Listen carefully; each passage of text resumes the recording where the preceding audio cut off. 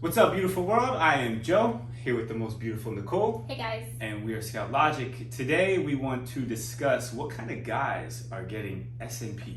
Yes. We just have to say it. A lot of times people have almost this perception that SMP is, I would say, grimy. And Oh, you went right there. I did. I just went right in. I was like, let's just do it. Okay, perfect. Where they think it's like, I'm not that type of man. Like, that's not a classic move. That's not timeless.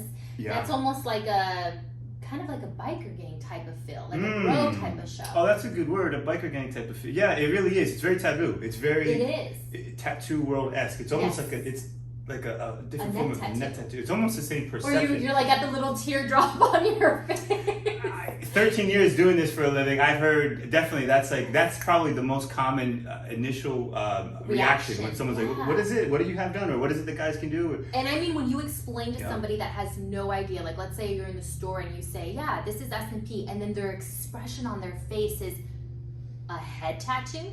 Like it's almost like they're ready, like classify you in like a category, You're and right not a good about that. category. You're right about that. You're right about that. It's so true. It's so true. And I think obviously knowing what we know, yes, a lot of people don't look at it like a pure art form. No. And the different levels that we know, right? And they immediately just dismiss that there's a level. Yes. Right? They don't even interpret that. They won't allow that, right? There's not a level of standard where it looks as real as a real shaped hair. Nope, not at all. It's not even in their head. It's like inconceivable. It's just not something they would think of. Again, 13 years we've been doing this. I know this won't be the case in 5, 10, 15 years. Give us time. But still, you look around the internet.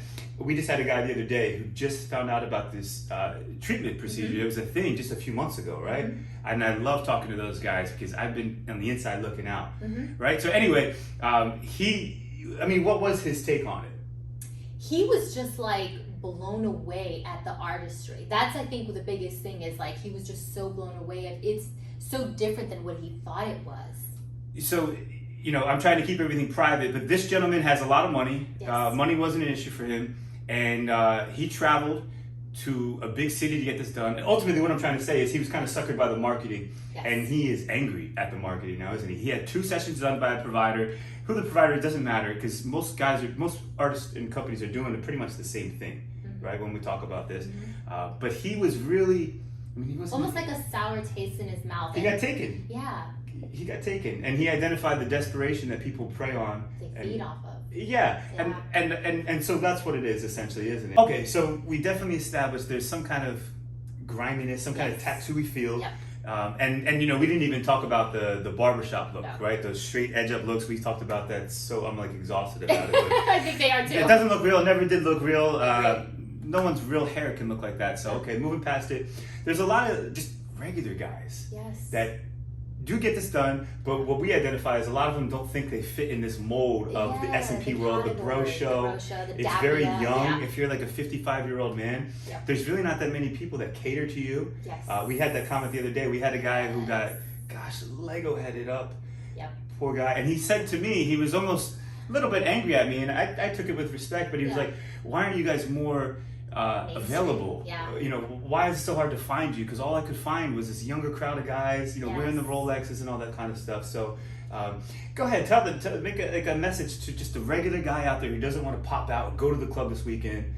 What would you say to him that considering this as an option? Do you think many guys do consider this as an option? It's still taboo. I think it's still taboo at this point. I think they think that they have to be a certain type of man to even consider this option. Yeah. When in reality, it's so far from the truth. There's going to be good and bad in absolutely everything. I mean, we've established that. But finding the right provider for you and really finding that it's not a bro show. It's something that can be classy, timeless. You can be the surgeon. You can be that alpha successful man and not feel like I've got this straight line that everybody knows or it's going to turn blue in a couple years. That's not the option. Maybe a couple years ago, that would have still been like hard to find, but now it's changed. The level, it's leveled up. I love it. And that reference, the video we were talking about earlier, right, is, and we'll show this video right here. This guy's making a unicorn, essentially. You're going to see it. Yes, he's a barista.